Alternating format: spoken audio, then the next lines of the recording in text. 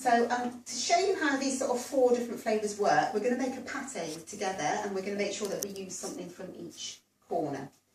And you've got this recipe in your booklet, so there's all sorts of different versions you can make. They're basically based on soaked and slightly sprouted sunflower seed.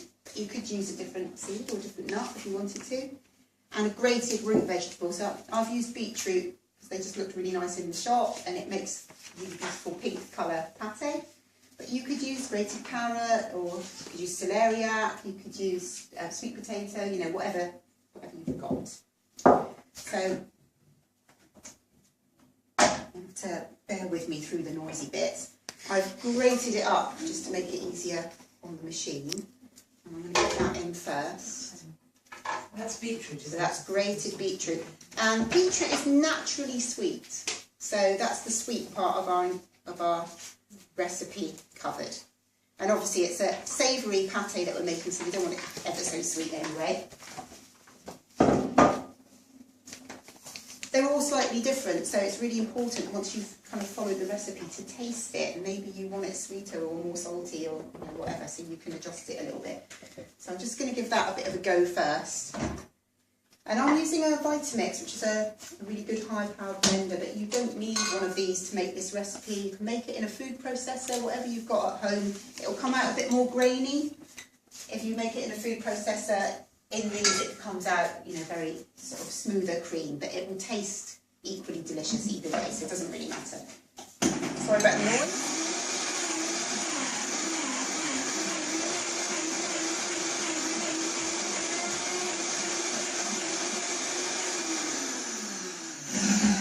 So that's the sweet bit. And then I'm going to put the seeds in. And how long did you soak them? So I put them into soak last night, so they soaked overnight, and then I drained them this morning, and they've just started to open up and sprout very slightly, but you could leave them for another day and let them sprout a bit more if you wanted to. Would you need to rinse them again? And then I've given them a good rinse, so yeah, so the reason we soak, if you weren't at that talk, the reason we soak nuts and seeds is that they're protected by a lot of chemicals, because they're the plant's babies, it doesn't really want you to eat them. And they are difficult for the body to deal with, but they're also water soluble. So if you soak them, and generally overnight is good, sort of 6 to 8 hours for most nuts, they all come out, the water will look like dirty dishwater, and you pour that away and give them a good rinse. And then everything that's difficult for the body to deal with is gone, and you're just left with the nice nutritious bit. So that's going to count as oily. And they've also got a lot of protein in them, which means this pate is quite filling, because protein takes the longest to digest out of the different food groups. So if you have this with a salad for lunch, it's going to keep you full for quite a while.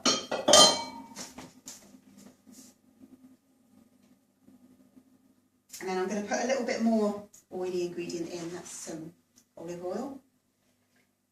And because it's quite an oily recipe, it will keep for quite a long while. So if you put it in a Tupperware with a nice tight lid, you can keep it in the fridge for a week.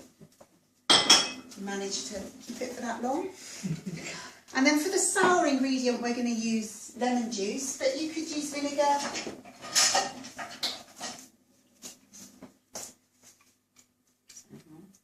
3 tablespoons.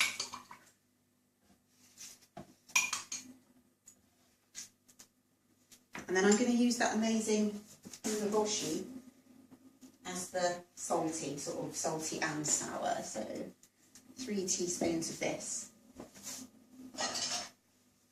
Nikki, while you're doing that, can I just ask you a quick question? Sure. You haven't mentioned spicy. Yeah, good.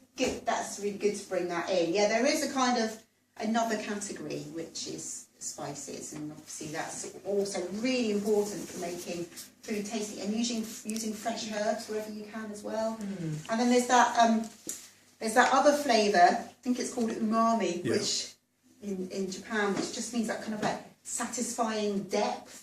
Yeah. And something that I use to get that a lot is these yeast flakes. Right. They're quite cheesy in flavour, and they also have lots of B vitamins in them, so it's really good if you're eating largely vegan. You need to make sure you get your B vitamins. You can get one that has extra B12 in it, which is the one thing you have to be careful if you're eating a mostly vegan diet, if that's the way you decide to go.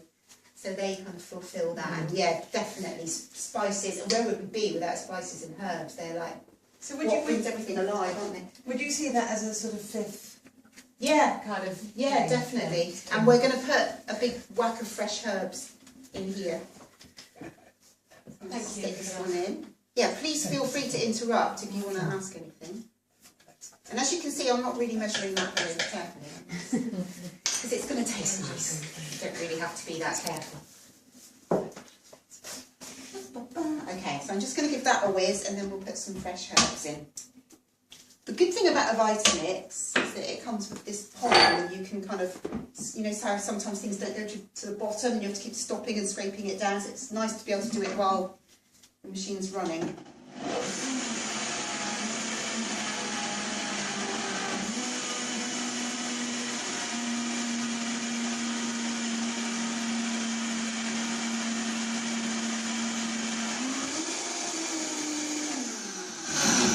One of the things I like about using the beetroot is you get this amazing colour, and one way that you can ensure that you're eating healthily is to try and eat all the colours of the rainbow every day. Yeah. So you've all heard of antioxidants that go around mopping up excess oxygen that can damage the cells in the body, and these bright colours are caused by a kind of antioxidant called flavonoids that are in fruit and vegetables. So the more colourful it is, probably the more good it's going to do you. So that's a good sign.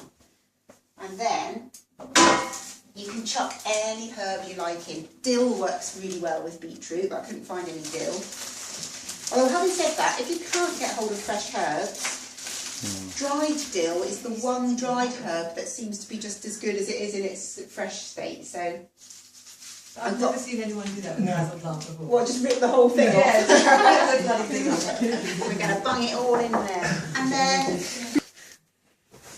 you're going to pop a little bit of pate on the top and then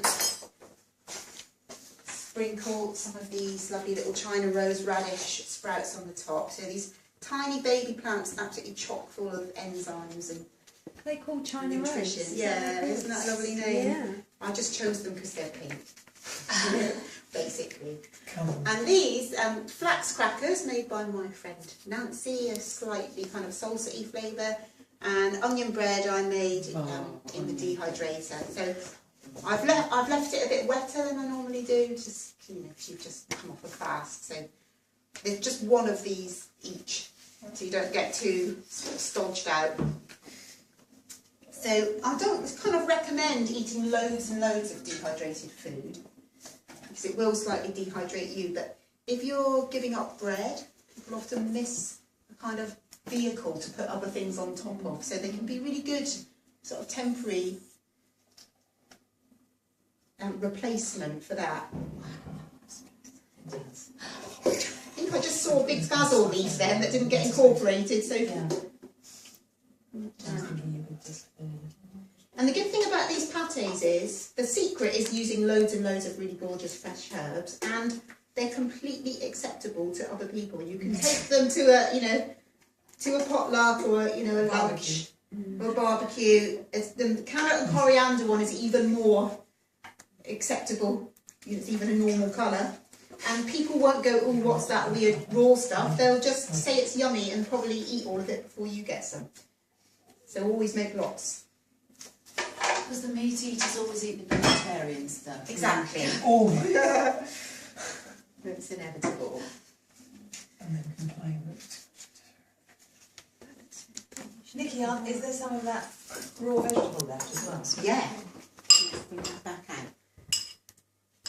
So you're just going to choose a cracker, put a little spoonful on the top, and then sprinkle some sprouts on top of that. And if you'd rather not have the dehydrated cracker, you can try it by dipping a little bit of